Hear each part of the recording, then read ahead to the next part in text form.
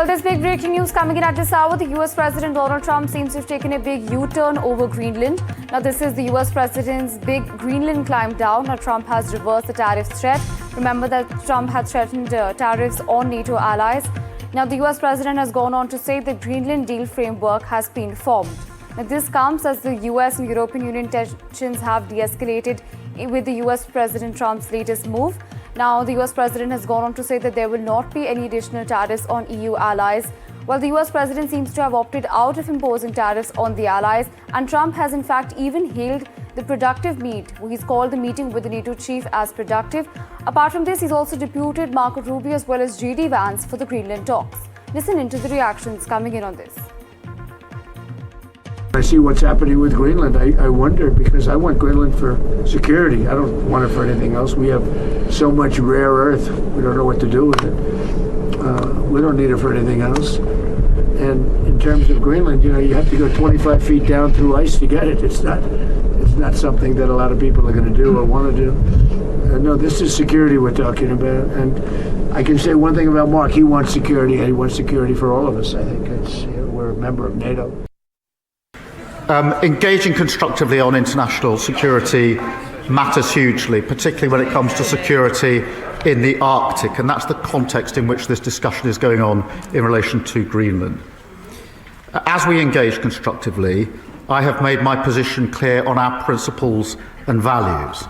The first of those is that the future of Greenland is for the people of Greenland and the Kingdom of Denmark alone. The second is that threats of tariffs to pressurise allies are completely wrong. Yeah. Mr. Speaker, we will continue to engage constructively. I've had many international calls in recent days. I will not yield. Britain will not yield on our principles and values about the future of Greenland under threats of tariffs. And that is my clear position. Det er, at præsidentens ambition er jo intakt. Det er selvfølgelig isoleret positivt, at der bliver sagt, at vi kommer ikke til at bruge militær magt. Det skal man selvfølgelig tage ned. Men det får jo ikke den her sag til at gå væk. Fordi det bliver udtrykt jo meget, meget, meget klart, at det er bedre at eje end at lege, og at Danmark ikke kan passe på Grønland.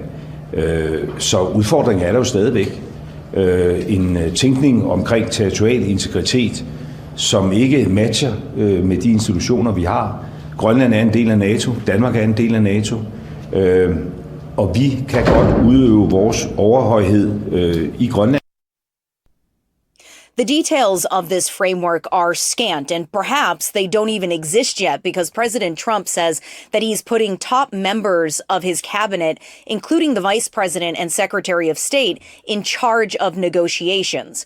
One thing he did make clear, though, is that those February 1st tariffs that he had been threatening to slap on 8 European countries standing in the way of him acquiring Greenland are now off the table. That threat has roiled NATO allies for days now, as have his demands to annex a fellow NATO member's sovereign land. Greenland is a self-governing territory of Denmark, and Europe had been threatening to fight back with a $100 billion tariff package of its own, and lawmakers on Wednesday had actually halted the approval of a trade agreement the EU had struck with the US last summer. So this is a clear de-escalation in what had become an untenable situation for the president, who for weeks now has been very adamant that the U.S.'s complete and total control of Greenland is vital to national and international security, pointing to the threat posed by Russia and China. And in fact, he repeated those claims just hours before this climb down, telling business and political leaders gathered in Davos that the U.S. and the U.S. alone can secure Greenland, and that the U.S. needed to own the island because psychologically America can't defend land it doesn't own.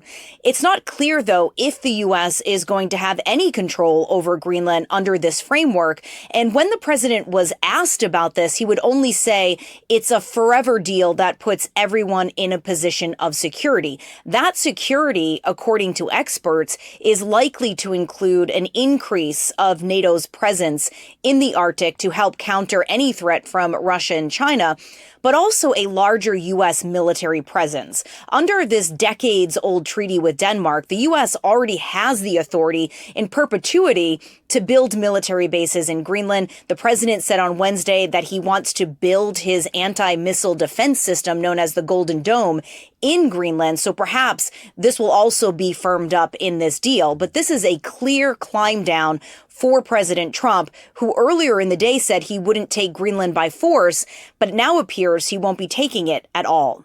Tony Waterman, NDTV, Washington.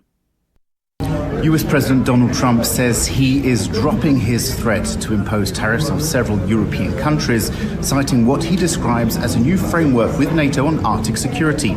Leaving the venue of the World Economic Forum, Trump says he and NATO Secretary General Mark Rutte had agreed to the framework of a future deal on Greenland and the Arctic region that will take his February 1st threat of tariffs off the table. He said that it's a deal that's forever, but didn't give much detail beyond that.